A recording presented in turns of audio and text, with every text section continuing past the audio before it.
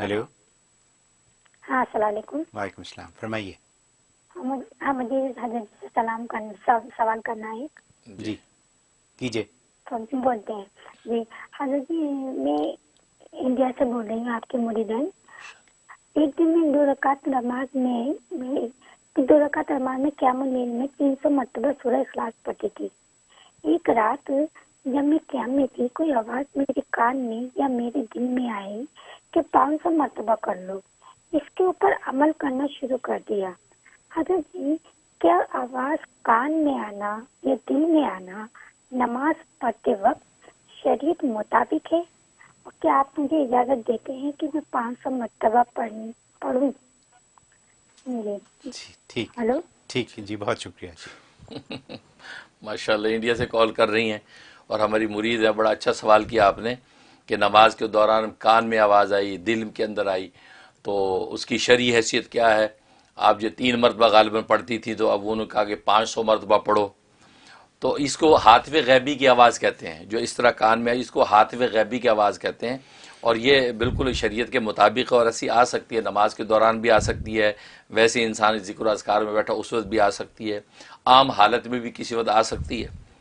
چنانچہ اس کا حوالہ حضرت کی ملمت مولانا اشرف علی تھانوی رحمہ اللہ تعالی نے التکشف کے اندر لکھا کہ فرمایا کہ جب نبی کریم صلی اللہ علیہ وسلم کا وصال ہو گیا تو وصال ہونے کے بعد اب یہ مسئلہ کھڑا ہو گیا کہ حضرت صلی اللہ علیہ وسلم کو ان کے کپڑوں سمیت غسل دیں یا ان کے کپڑے اتار کر غسل دیں.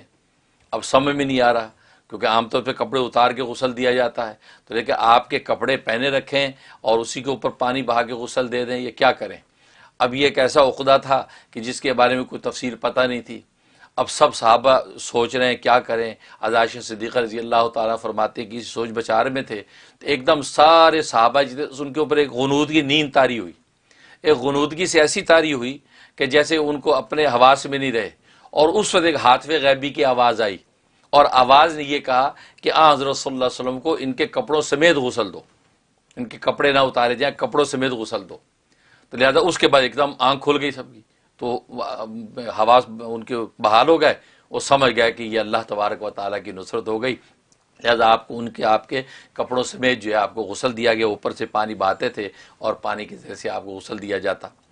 تو اس پر حضرت حکیم تھانوی رحمۃ اللہ فرماتے ہیں اس کو کہتے ہیں ہاتف غیبی. یہاں جو اولیاء کاملین مشائخ سلسلہ کے بہت سے واقعات ہیں جس میں کہا جائے ہاتف غیبی کی آواز آئی اور یہ مجھے ہدایت ہوئی، میں نے یہ کر لیا.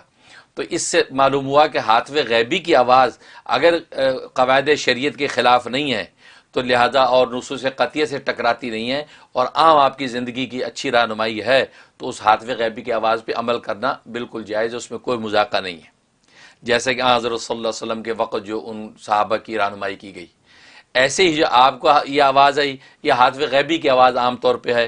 آپ کہتے ہیں دل کے اندر کا خیال ہے تو یہ اس کو الہام بولتے ہیں. الہام بھی اللہ تبارک و تعالیٰ کی طرف سے ہوتا ہے، اس کی بھی جو ہے دلائل موجود ہیں. اس لیے جو ہے نا، اور پھر 500 مرتبہ پڑھنے کا جو کہا یہ خلاف شریعت نہیں، شریعت کی کسی نص سے ٹکراتا نہیں ہے.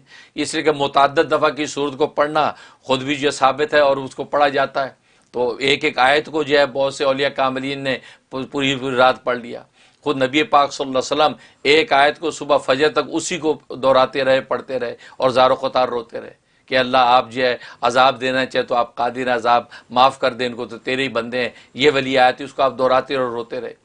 تو اس کا مطلب تعدد جو ہے کسی آیت کا دہرانا قیام اس کی بھی اجازت ہے. لہٰذا آپ کو جو تعلیم کی گئی بالکل آپ کو اجازت ہے. آپ 500 مرتبہ اگر آپ کی استطاعت میں ہیں تو 500 مرتبہ آپ جو ہے آپ سورۃ اخلاص پڑھنا شروع کر دیں. اگر نہیں استطاعت میں تو پھر اس کو 125 مرتبہ کر لیں. 125 کا عدد جو ہے وہ بھی مشائخ متعین کرتے ہیں. 125 مرتبہ آپ سورۃ اخلاص پڑھیں، پھر اپنی نماز کو مکمل کریں. انشاءاللہ آپ کو جو بھی برکات مطلوب ہیں وہ انشاءاللہ نصیب ہو جائیں گی. بہت خوب، بہت شکریہ.